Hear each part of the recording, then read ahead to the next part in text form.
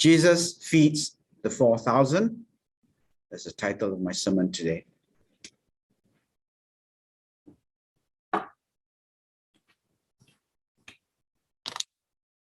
Mark chapter 8, verse 1. In those days, when again a great crowd had gathered, and they had nothing to eat, he called his disciples to him and said to them, I have compassion on the crowd, because they have been with me now 3 days and have nothing to eat. And if I send them away hungry to their homes, they will faint on the way. And some of them have come from far away. And his disciples answered him, how can one feed these people with bread here in this desolate place? And he asked them, how many loaves do you have? They said, 7. And he directed the crowd to sit down on the ground, and he took the 7 loaves, and having given thanks, he broke them and gave them to his disciples to set before the people. And they set them before the crowd. And they had a few small fish, and having blessed them, he said that these also should be set before them. And they ate and were satisfied. And they took up the broken pieces left over, 7 baskets full. And there were about 4,000 people. And he sent them away. And immediately he got into the boat with his disciples and went to the district of Dalmanutha.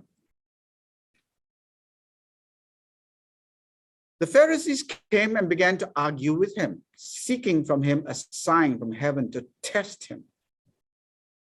And he sighed deeply in his spirit and said, why does this generation seek a sign? Truly, I say to you, no sign will be given to this generation. And he left them, got into the boat again, and went to the other side. Now they had forgotten to bring bread, and they had only 1 loaf with them in the boat. And he cautioned them, saying, watch out, beware of the leaven of the Pharisees and the leaven of Herod. And they began discussing with one another the fact that they had no bread. And Jesus, aware of this, said to them, why are you discussing the fact that you have no bread? Do you not yet perceive or understand? Are your hearts hardened? Having eyes, do you not see? And having ears, do you not hear? And do you not remember? When I broke the 5 loaves for the 5,000, how many baskets full of broken pieces did you take up? They said to him, 12. And the 7 for the 4,000, how many baskets full of broken pieces did you take up? And they said to him, 7. And he said to them, do you not yet understand?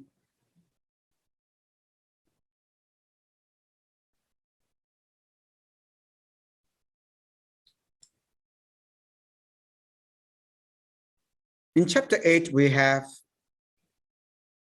an account of a feeding of 4,000. Before I was a Christian, my friends urged me to pick up the Bible to read and get to know who Jesus really is from the Bible itself, and not from my own misconceptions. And one thing that was very prominent in my head, I suppose, as I read the feeding miracles. So these are called the feeding miracles, the feeding of the 5,000 and the feeding of the 4,000. I read the feeding of the 5,000 first. And then in another gospel, I read the feeding of the 4,000. So I was reading the Gospel of John first because my friend said, read the Gospel of John first. And I read that, and I read of the 5,000. And then I read Mark, and I read about the feeding of the 4,000. And I said, huh? They can't even get the figures correct. The Bible contradicts itself right from the start. But then, of course, I read the book of Mark more fully, and I realized that there were two miracles, the feeding of the 5,000 and the feeding of the 4,000, one after another. And if it's one writer, he couldn't have messed it up. Yeah, he's really writing about two different events. Now, I wasn't alone. Later on, I discovered there were scholars. Sometimes there are Bible scholars who are not Christians. They just read the Bible as a literature or as a topic of discussion, perhaps.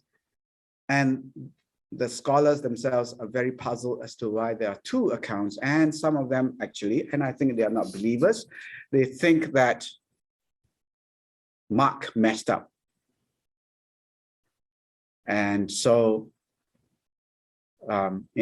he must be a forgetful old man like me. I do something and I forget and I do it again. I tell my daughter stories about my life. And then she says to me, Pa, that's the 17th time you've told me. Oh, okay. Sorry. Well, no, I don't think Mark made a mistake and repeated himself. I will explain this a bit more further. Now, this is about bread. And in the Hebrew, the word bread, lachem, is also the word for food. So bread and food, it's synonymous because I guess when you're poor, sometimes you have nothing to eat but just plain bread. So lachem, and by the way, Bethlehem is the house of bread. So they have no lachem.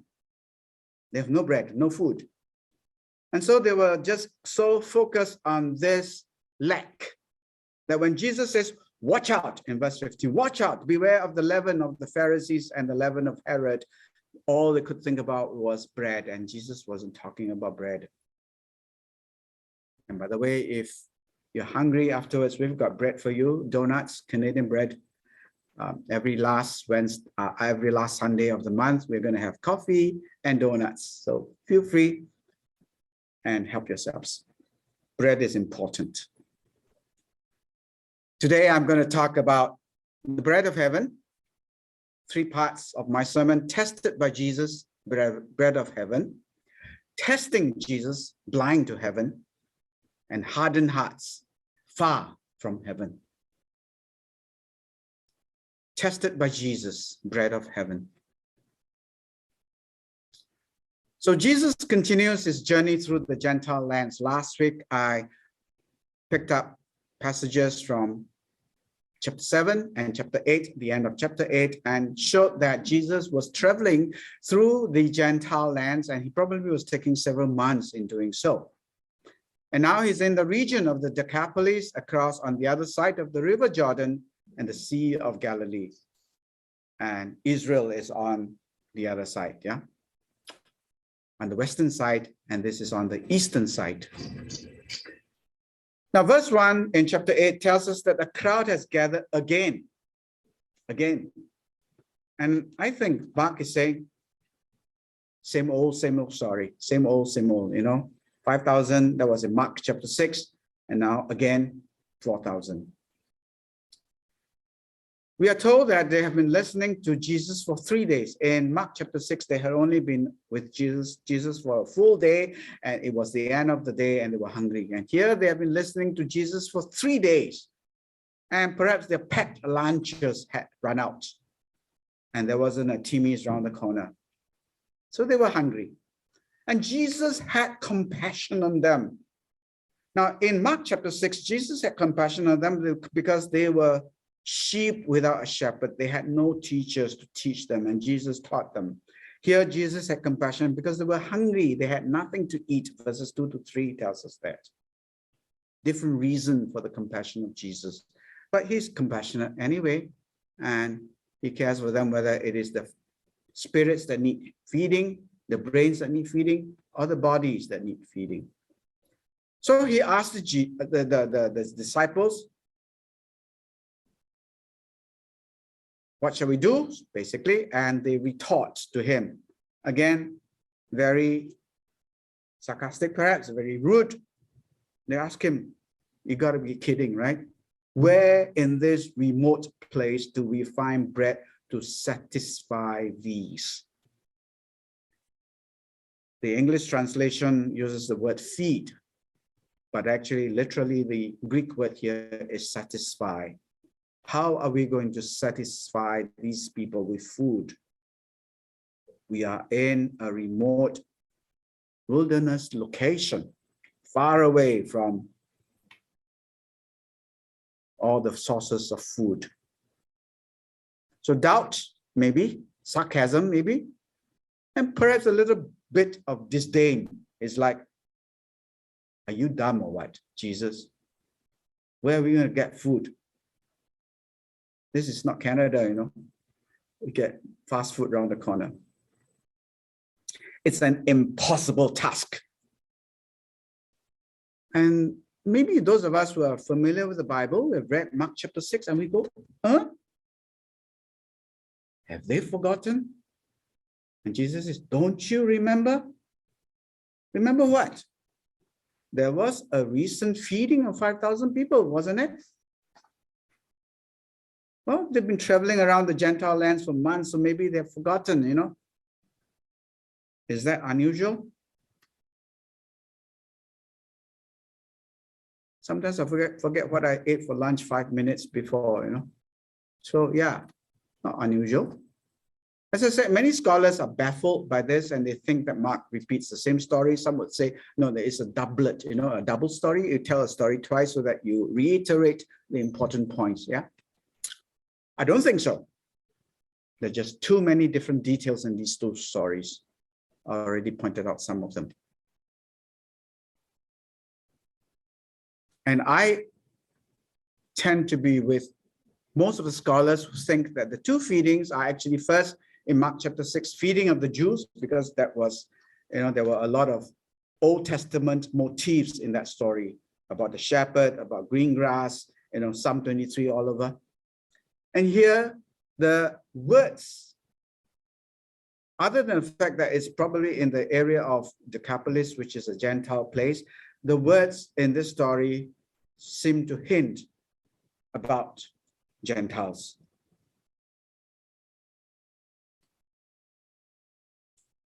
And I believe it is part of Mark's effort to show that Jesus, in the first 6 chapters, was reaching out to the Jews. So first to the Jews, and in Mark chapter 7:27, he tells the Gentile lady, first the Jews, then the Gentiles, right? So now Mark is showing that Jesus is reaching out beyond Israel to the Gentiles, reaching out beyond the Jews, because Jesus is the light of the world, not just the Jews only. So this question pops up. Why have the disciples forgotten the miraculous feeding of the 5,000? Can you forget something so major? And then why are they so doubtful that Jesus is now going to feed a lesser number, 4,000? If he could feed 5,000, why can't he feed 4,000? Are they so dumb, so forgetful? What could be the reasons for this?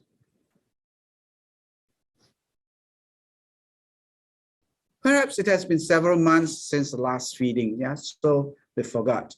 It's like in the Exodus story, Moses had to perform 2 miracles too. And every time he performs a miracle, the Israelites are happy, and then they forget, and then they grumble, and they say, God has left us here in the desert without food, and oh, we wish for the garlic and the nice food and the mutton biryani in Egypt. They long for the food they missed. Well, when I miss my mutton biryani, I go to Juno, yeah? I don't miss that. But here in Canada, yeah, we've got lots of food. But in the desert, of course, there was no food. And Moses performed, one of the miracles was, if you remember, manna from heaven. And in case you don't know, why it's called manna. Do you know why it's called manna? It's because when God gave the food down from heaven, it came down from heaven, it settled on the ground, it looked like the white stuff on the grass, on the sand, and everybody went around going, manna, manna, manna. What is this? What? So manna means what in Hebrew? So it was called manna, manna from heaven, bread from heaven. So there it is in the desert, they complained, and miracle after miracle, they forgot. So if they can continue to grumble and doubt, I think nothing unusual for the disciples to continue to grumble and doubt, despite all the numerous miracles they had been seeing. And haven't we done the same? Haven't we doubted God, even though he's done so many things for us in the past? We keep forgetting. We've got this selective remembrance, perhaps, of selective forgetfulness. And God has done good things for us, and we just think that, no, not this time. He's not going to do it this time. I don't think so. Yeah. So we forget what God has done for us too in the past.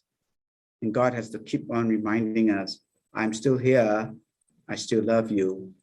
I still will do things for you. And I will still save you. But perhaps the disciples forgot because, or maybe they didn't forget, they just don't want to feed this crowd because of the composition of the crowd. They are in a Gentile country, so the majority of the crowd will be Gentiles. And as you learned from last week, the Jews despised the Gentiles. They think that these are unclean people and they don't deserve God. So perhaps there's a hint from the Greek, where shall we find food to satisfy these? They didn't even say these people.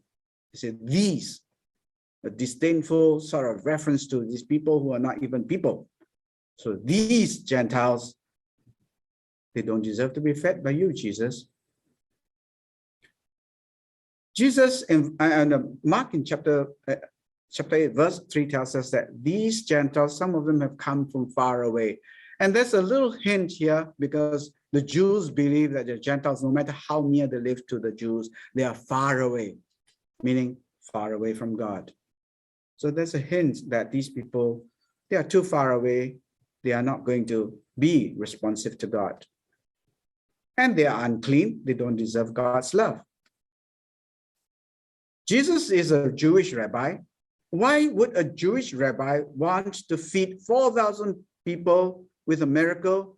Because it's going to be a waste of time, right? They're so far away from God, they won't recognize God. Don't waste your time, Jesus. Or perhaps some scholars think that maybe the disciples thought that, yeah, Jesus may have given a miracle before, but he's not going to produce miracles every time on demand, right? So in a positive sense, they were not presumptuous. They were not presumptuous on Jesus. Jesus, anyway, looking at the next reference to the Pharisees asked for a sign. Jesus says no, right? So perhaps the disciples knew enough that they couldn't just go and demand miracles from Jesus. So they couldn't see how Jesus is going to feed 4,000 people in the desert. Right? So perhaps that's a positive part. They did not want to be presumptuous, and Jesus being reluctant to be seen as a magician. And we know that miracles don't necessarily bring people to faith. As I gave the illustration last week, there were people who have seen miracles, including incredible miracles, right? Like having a leg lengthened, and they say, no, that's not from God. So Jesus doesn't necessarily want to produce miracles. And of course, it is a reminder to us that we should never be presumptuous and prescribe to God how to solve our problems. We just have to leave it to him, right? But I don't think all these could be the reasons. Maybe there's some other reason for the skepticism of the disciples. But Jesus obviously had a lesson for them, and he has a lesson for us this morning. Often troubles and problems pop up in our lives, and they are unannounced and they are unexpected. And they look impossible to solve or to remove. Primarily because we look at our inadequacies, our incompetencies, and we say, no, there is no way I can do this. I cannot solve this. And perhaps there is this nagging doubt at the back of our heads. We do not believe Jesus can satisfy us with this solution, And even if we have seen Jesus do it before, whether to us or to some other people, we think that maybe this time it's going to be an exception. Maybe I've been too bad. Maybe I've been too stupid. And Jesus is not going to deliver me from this. Jesus is not going to bail me out again from my stupidity. It's my stupidity. Sometimes God takes a little while to answer our prayers because he wants us to pray and turn to him one more time. Even if it's been many times, we don't learn.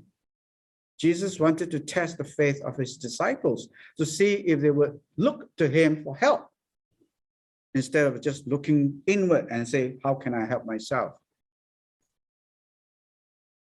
When troubles come into your lives, think first, is Jesus testing your faith in him? Should you be praying and trusting him? Do you doubt that he will help you this time, one more time? Are you blind to God's compassion? Verse 2 tells us Jesus had compassion on them. Can you accept this? Or is your heart hardened like the disciples? Mark says this specifically in Mark 6:52, and Jesus says this in Mark 8:17. Are your hearts hardened?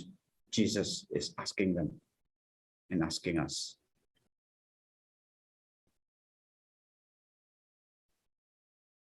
So they were tested by Jesus and they failed. But there is another group in this passage testing Jesus. They did not believe in Jesus, so they came to test him. So instead of waiting for Jesus to test them, some people want to test Jesus. I think it's okay. I mean, when I was a non-Christian, I tested Jesus. I said to Jesus, Jesus, if you are God, because there was a point in my life where I was so desperately in trouble, I was so low down, so fallen, so broken. The only direction I could look was upwards. And I said, God, are you there? God, who are you? I didn't know who he was. And I said, God, if you are there, come to me, just come to me and answer my prayer. I do not know if you are Allah or Buddha or Krishna or Shiva or whatever it is that you are out there, the Chinese gods, Dong Pei Gong, Chai Shen, I don't know who you are, come to me. But if you are Jesus, I said. I couldn't believe he was Jesus because I had been brought up to be anti-Christian, anti-Jesus. And I said, if you are Jesus, I cannot leave you out, right? I'm asking for God and you could be Jesus. If you are Jesus, prove yourself to me, I said. I was testing Jesus. I wanted to test Jesus and Jesus passed the test.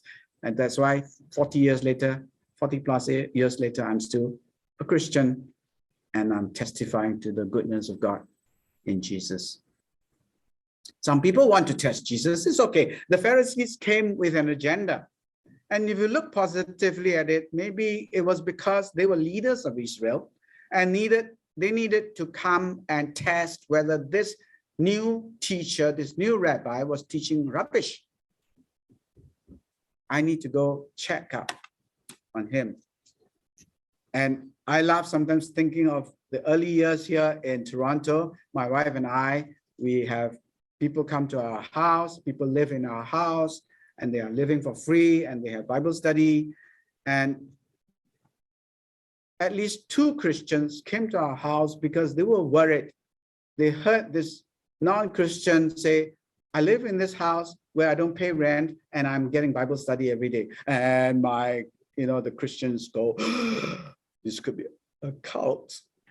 Let me go check. And so some of you know them. Stephen Tosher came to check out whether we were a cult, and cult leaders.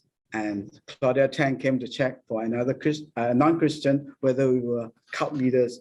And they stayed because they knew we were not cult leaders. So yeah, it's okay. We need to go check for our friends who don't know Jesus. Maybe they are being conned. They are being, bluffed.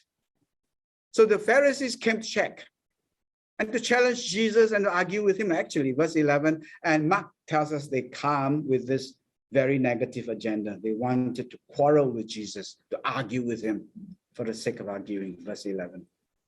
And they said to Jesus, we want a sign from you to prove that you are from God. Again, positively, yeah, they had a duty. Yeah, this could be a false prophet, like Deuteronomy 18 says, and you got to test the false prophet to see he or she is telling the truth from God. So they came to test Jesus, and what they wanted to do isn't wrong on the face of it. We all need, and they needed to test whether Jesus is really from God. And I did, and I found that he is God. These were the religious leaders of Israel, and they need to be good shepherds and to shelter Israel from false teachers. So they came to test if Jesus was authentic, and they asked for an authenticating sign. Now, they were not looking for miracles, by the way. Okay, sign means miracles, perhaps to us in the English language, but to the Jew, asking for a sign was like something else, right?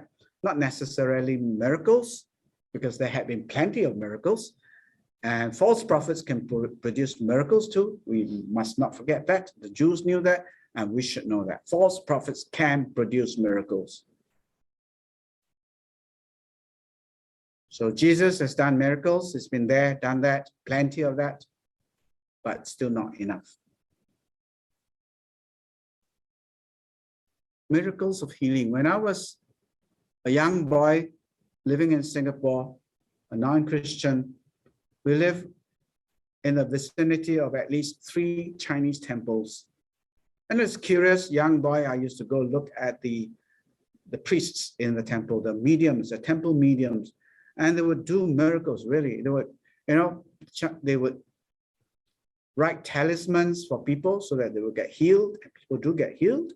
How do they write the talismans? They would take a sword, they would cut their tongue, and with the blood, they write the talismans. And then before you know it, the blood is dried up and there's no more blood on the tongue. Miracle. False prophets and Satan can produce miracles. Don't ever forget that. So we need to test them. But what were the Jews looking for here? The Pharisees were looking for something like Elijah, fire from heaven, zoom, and then it doesn't go out even though you pour water on it. Oh, that's a sign from God. That's from Elijah. Oh, a voice from heaven. Samuel, Samuel. And Samuel says, oh, who's this, right?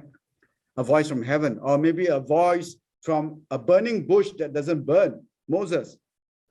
Or manna coming down from heaven, Moses. These are direct signs from God. You know clearly it came down from heaven, it is from God, right? They were looking for that kind of thing. But of course, God doesn't perform miracles on demand. There was a sign when Jesus was baptized, a voice from heaven spoke and said, this is my beloved son. And during the transfiguration, God's voice came again. So these are signs from God, but he's not a magician performing on demand. So Jesus was exasperated. I have done so much. You have seen so much, and yet you don't believe. So he was determined not to give them a sign this time. Verse 12.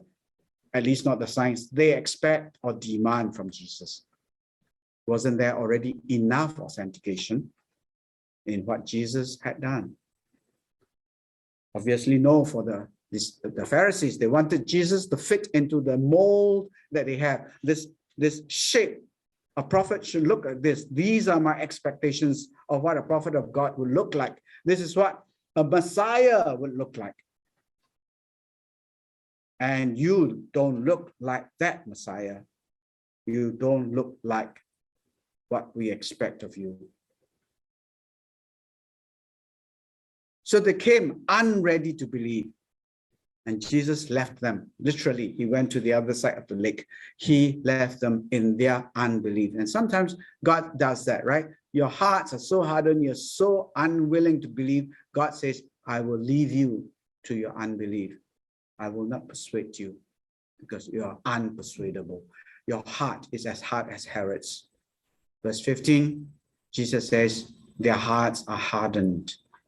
And he warned his disciples to watch out for such hardened people, the Pharisees and Herod. Watch out for the leaven of Herod and the leaven of the Pharisees. Now, leaven is used to make bread. And the disciples had messed up. They were between the 12 of them and Jesus, the 13th person. Between 13 people, they have only one loaf of bread, and they were all messed up. And they are only thinking about bread. And when Jesus says leaven, they say, there, you see, Jesus knows we're in trouble. But actually, Jesus was talking about something else. What was the common thing between Herod and the disciples, Herod and the Pharisees? You see, in Mark chapter 6, in verses 14 to 16, when Herod heard about the miracles of Jesus, the only thing he could think about was John the Baptist, whom he had executed. And he thought, this is a reincarnation of John the Baptist that I executed. And so he wasn't too open to believe that Jesus is the Messiah come to save Israel, to be king of Israel. And maybe that's what he was afraid of. This is the king of Israel, then I'm not going to be king, no way. But he took no steps to check out what Jesus was doing or teaching. He really was indifferent, and indifference is a kind of disbelief. I don't care. He can do what he says. Even if it's real, I don't care. And perhaps, as I said, he might be worried that Jesus would turn his life upside down. This is the King of the Kings. This is the King of the Jews. He's going to turn my life upside down, just like John the Baptist did. John the Baptist turned my life upside down, and I had to execute him. Or maybe we are more like the Pharisees. We are not like Herod. We don't have the power, perhaps even, to do what Herod could do. But we still want to test Jesus. Is he who I want him to be? He's got to be in my shape. The God that I want must be this. The God who is real to me must be a God who makes me very rich. Whoa. I would like to have a $30 million bungalow next to the sea and a $130 million yacht. Then God is real. It's not as far-fetched as that, because there are preachers who preach that kind of message and who live that kind of lifestyle. No, we mustn't test Jesus like that. Jesus said, in fact, in Matthew chapter 6, that we either worship God or we worship money. We cannot worship both. Will Jesus do what I tell him to do? I want this, I want that. Do this and do that. Can I trust him? When he tells me something I don't like to do, should I do it? Is it good for me? And perhaps the ultimate question, is he the God that I want? Is he the Messiah, the Savior that I want? Or should I look elsewhere? Peter's answer was, Lord, you have the word of life.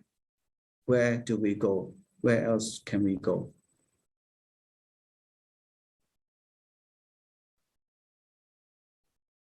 Peter had a long way to go from this point of the story till that statement of his, Lord, you have the words of life.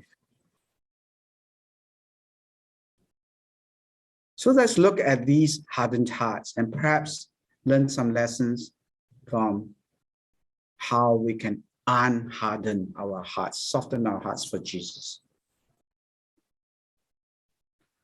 So go back to the story, verse 16, in the boat crossing the Sea of Galilee, going across to the other side, the disciples of Jesus began to quarrel.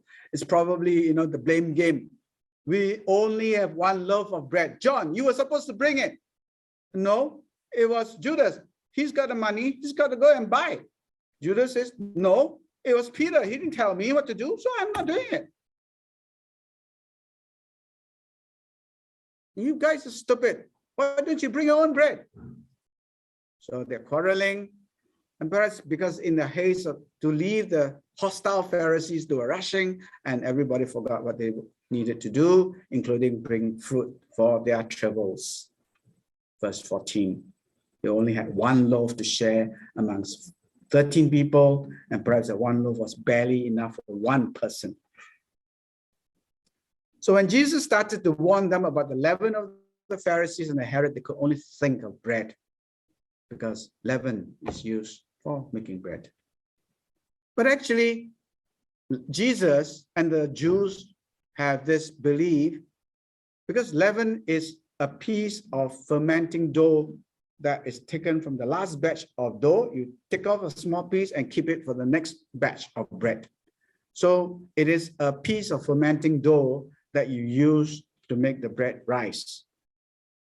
And a little bit of yeast, as we all know, is enough to bake a whole lot of bread. So like yeast, a little leaven can cause a lot of bread to rise, and this was then used as a symbol of corruption and sin. You need a little bit of yeast and the whole thing is corrupted, so to speak. A little bit of sin is all we need to destroy our lives. So leaven was a symbol of corruption and sin. And for the Passover, the Jews were instructed to clear the houses, clean up, sweep everything just before the Passover is celebrated, so that nothing is left in the house. And that includes dirt and leaven. And they were not supposed to eat bread with leaven. So it's unleavened bread they eat for the Passover. So Jesus was talking about the sin of the Pharisees and Herod, the sin of unbelief, the sin of spiritual corruption, the sin of pride and prejudice against the Gentiles. A lot of sin, because it's not in accordance with the love of Jesus. So Jesus began to rebuke them, verses 17 to 21, rebuking the disciples. They did not remember the lessons learned from the two miracles of feeding, and Jesus went through the tutorial with them. Do you remember this? How many loaves are left? How many baskets are left? So he was teaching them a lesson. What lessons? First, I think the lesson is Jesus provides bread, like Moses, bread from heaven. You can trust Jesus to provide bread for you, but there's a difference. Moses received it from heaven, from God. Jesus produced it himself. He took 7 loaves and he prayed, and there was enough for 4,000 people.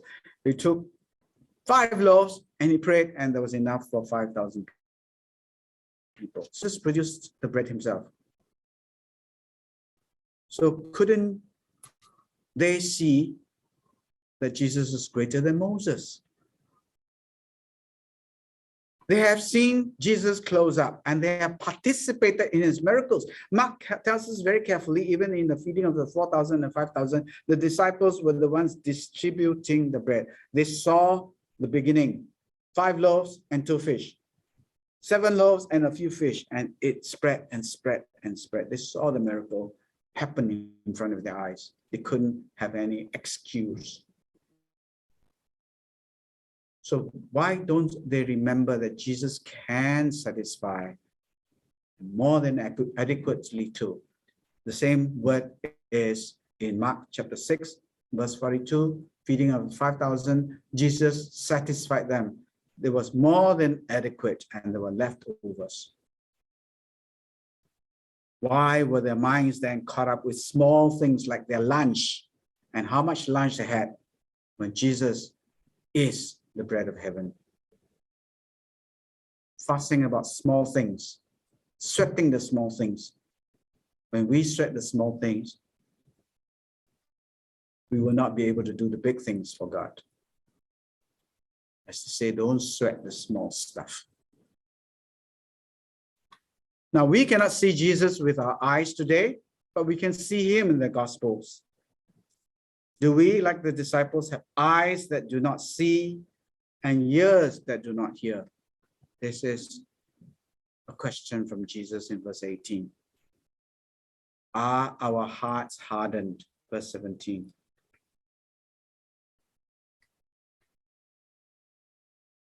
The disciples had seen so much and yet did not understand. They were in spiritual danger, and Jesus was warning them about this spiritual danger in verse 15. Sometimes our doubt and disbelief can be so unconquerable, so to speak, that our hearts no longer want to believe. The Pharisees were like that. Herod was like that. And perhaps Herod was more indifferent than disbelieving. Still bad, still no good. Unbelief, disbelief, unwillingness to believe, indifference to believe. What is our problem? But whatever that problem, Jesus says, surrender it to him today. Let us surrender our problems to Jesus today, our unbelief, our disbelief, our indifference. Ask him to help us to perceive and to understand so that we would not have hardened hearts. It will not have a chance to harden. You know, cement starts off soft. You put in water and you wait and it hardens. And you need to mold it before it hardens. Otherwise, it will never be moldable anymore. Now, to the disciples' credit, most of them anyway, to the disciples' credit, and in this case, the disciples were not just the 12 apostles, there were many others following Jesus. They clung on to Jesus and they followed him even in their despair and discouragement, in their depression. Sometimes, yeah, some of us are more emotional than others, but all of us have feelings. We go up, we go down. Some days we're happy and we are joyful. Some days we are discouraged and sad and we are depressed. Oh, my heart. Oh, my soul. Why are you downcast? But slowly, despite the disbelief, slowly, as they lived in the presence of Jesus, the spiritual blindness was healed. I think even when we don't want to believe Jesus or we are unable to believe Jesus, I think we need to just cling on to his presence and let him touch our hearts with his compassion. He will heal even our spiritual blindness. And our hearts can soften like the hearts of the disciples.